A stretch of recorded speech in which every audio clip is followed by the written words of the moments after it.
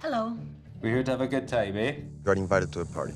Please, Lord, make me the biggest star the world has ever known. What you mean? All of this? Yes. I can't just let that go. What's your excuse, though?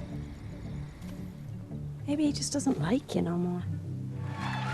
The Academy Awards are definitely better than nothing for recognizing quality acting performances. But here's the thing. The art of filmmaking is not a contest. Plenty of quality work can coexist together without crowding each other out. So I just want to take a moment to recognize some of my favorite performances from last year, because there's so much fantastic work being done that just choosing a few to win a few awards doesn't really do it justice. In that spirit, this also isn't a ranked list, and it's certainly not meant to be definitive. These are just a few performances that really resonated with me that didn't take home a little gold man. This video is sponsored by Henson Shaving. Get yours today using the link in the description.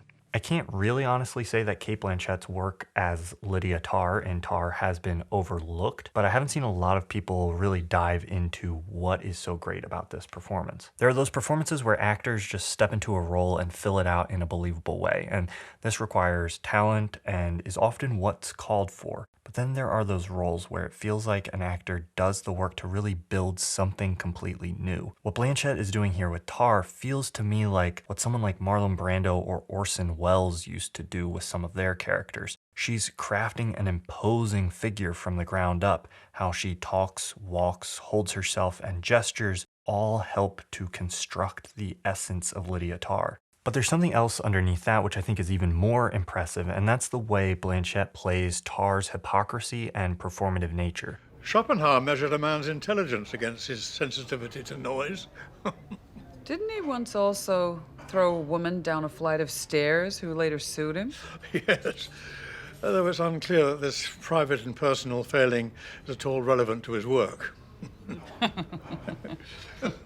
The film slowly unfolds for the audience the way in which this character is abusing her power. But what amazes me here in the way that Blanchett plays it is that we're never really sure how aware and conscious Tar is of her own abuses of power. There are many moments where she's being hypocritical or manipulative while performing innocence and virtue to the people around her. But I feel like it goes a layer deeper, where there are moments where Tar also seems to be performing this plausible deniability and false sense of virtue to herself. I mean, as a practical matter, this would normally fall to you. But given how much is going to be asked of you of the Mahler, I wondered if you'd be at all bothered if we were to hold auditions. She seems engaged in a heavy kind of self-deception here, yet we never get a real explicit glimpse into what Tar is thinking. So all this has to be played in subtext, and Blanchett pulls it off masterfully. Now let's go in a completely different direction, and I want to talk about performances that aren't necessarily all that dramatically weighty, but which just look and feel like they were a blast for the actors to perform. First up in this subcategory is Daniel Craig in Glass Onion. In my opinion, he's easily the best part of this movie. No, nothing. I just thought maybe there was a prize or something. An iPad or Yeah, okay, fine. Yeah, no, the winner gets an iPad. He's playing this role so effortlessly and casually. It's almost so casual that I'm a little suspicious that things might have been too easy for both Benoit Blanc and Daniel Craig.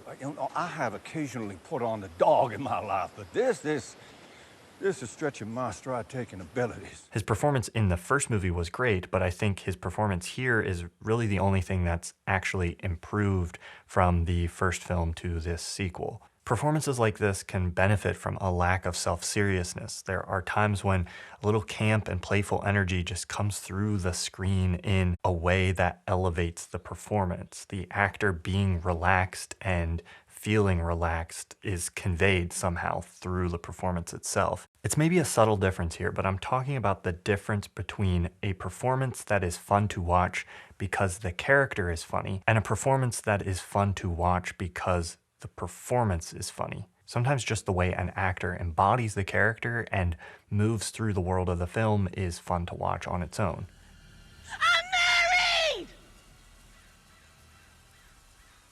similarly fun but much more unhinged is Mia Goth's performance as Pearl in Pearl. This character has a terrifying energy that is defined by Goth's performance. She gives one of last year's most intense monologues in this film, the wildest I think I've seen since The Lighthouse. And there's a completely bonkers end credit sequence that again is just relying on Mia Goth full sending this performance. In my best films of 2022 list, I talked about how I can appreciate a film that commits to its concept or its bit completely. And even if it doesn't quite pull that off 100%, I admire the commitment on its own.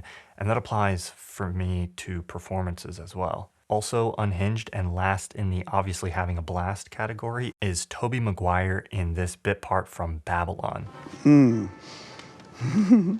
Okay, so I'm open to the debate about whether or not this sequence really adds much to the movie as a whole, but in my opinion, it's almost worth it just for this character. I'm still not convinced Damien Chazelle didn't pitch this role to Tobey as just do your best Joker. well, I thought you were just excited about the idea.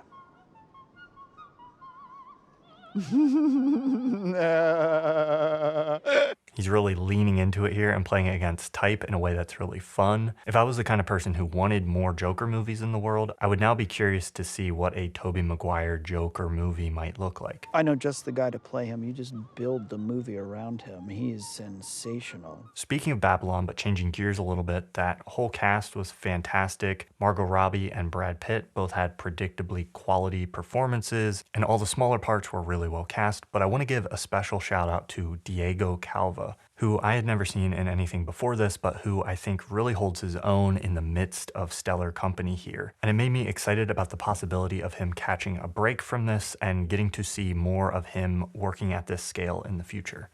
Speaking of actors I now want to see more of, another performance that really impressed me last year was Taylor Russell in Bones and All. Why don't you tag along with him? Something about him.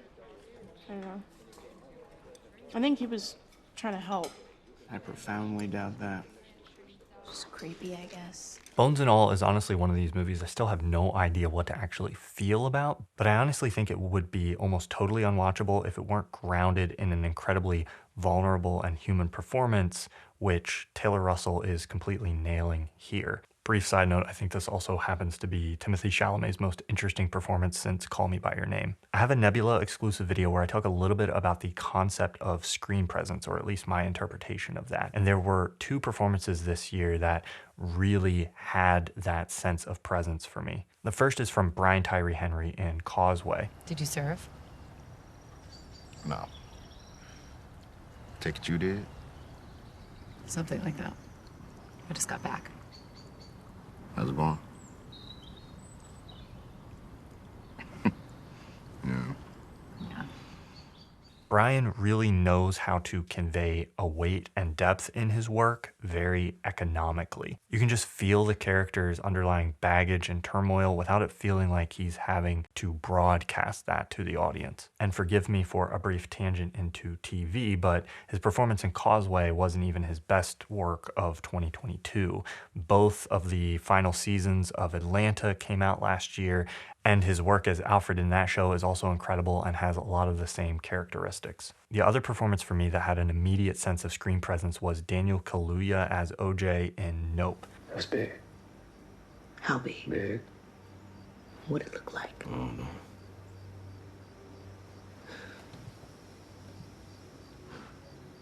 It was fast. I know a lot of people felt kind of underwhelmed by this performance, but I think it was great. It's just more restrained and understated than I think we've maybe seen from Kaluuya recently. And also I want to say, can we just admire the range that this guy has? He went from this kind of power and confidence. We in the Black Panther Party don't believe in no culture except revolutionary culture. What we mean by that is a culture that will free you. To almost the opposite in this. I think my sister's gonna be here in a minute. A little louder, please. We can't hear you in the back. I said we are animal wranglers. in back-to-back performances, and as a viewer, I never for a moment doubted the authenticity of either. Next up, we have Paul Mescal in Aftersun. This is one of the 2 performances I would have picked out of the nominees for Best Actor this year, alongside Colin Farrell's work in Banshees. But I want to highlight Mescal specifically because this performance really hits on that subtlety that I really love that I talked about in my subtle performance video. I'm going to have a baby soon. Yay, congratulations. Yeah, a few years ago I thought I would be at least 40 before all that, but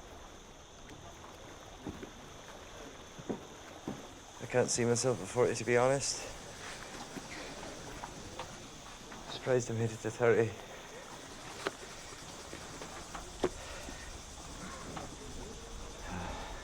There's one scene of big emotion here, but it's actually even played away from camera. So most of what we get is just these subtle repressed emotions in the character as he's trying to hide how he actually feels from his daughter who he's on vacation with. He also manages to stay right on this nice edge between not shying away from the character's flaws and also making sure the character stays sympathetic, which I think is very important to the overall arc of the film. And without that finely balanced performance, the movie's ending wouldn't really work. I already mentioned Colin Farrell's performance in Banshees. That whole cast was great. All the major players got Oscar noms.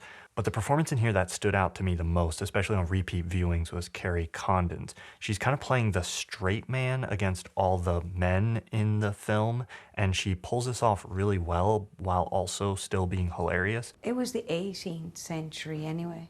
Mozart, not the 17th. But there's another layer, which is kind of how much she's communicating the emotional arc of this character through the subtext in her performance here, which I think is such an important counterweight to what's going on in the rest of the story that the movie would really fall apart and not work as well if it weren't for the quality of this performance. Comedic performances don't usually get as much recognition, especially from the Academy Awards, but there were 2 that stood out to me from the excellent ensemble cast of Triangle of Sadness that I want to highlight. Hindi cleaning lady here, Captain. Okay? The first is Dolly de Leon's performance as the cleaning lady turned boss lady in the movie's 3rd act. She plays this role with such a sharp deadpan that never flinches for a moment, and I think she's easily the best part of the movie's 3rd chapter. And I also want to mention Harris Dickinson as Carl. What was the price of that one, did it say? This one is 28,000 euros. Mm-hmm. Who nails that sort of mopey, sad boy, privileged, nice guy energy in a way that captures the kind of hilarious, simultaneous sense of victimhood and entitlement perfectly without turning him entirely into an unsympathetic caricature. Just the body language of his performance I find really funny throughout this film. And as a grand finale, I want to mention the entire cast of the Irish film The Quiet Girl, which technically came out last year, but I didn't get the chance to see until recently. Every performance in this movie is, in my opinion, flawless. Every subtle emotional beat is hit perfectly. This movie has such a gentle, loving, melancholy energy that is truly rare, and it's light on dialogue, so there's a lot of room here for the fantastic performances to shine. I'm sneaking a mention into this video because the performances are amazing, but it's also still in the midst of its theatrical release in the US and some other countries, and I wanted an excuse to hype up this fantastic film I think you should go see. It's by far my favorite new release I've seen so far this year. Shout out to everyone who is doing fantastic work, even in the corners of film that don't really get many accolades. And what are your favorite performances from last year that you felt got overlooked? I obviously don't have time to watch or talk about everything, so let me know in the comments what performances you love that you felt were underrated. Now let's talk about a different kind of performance. Shaving performance. There we go.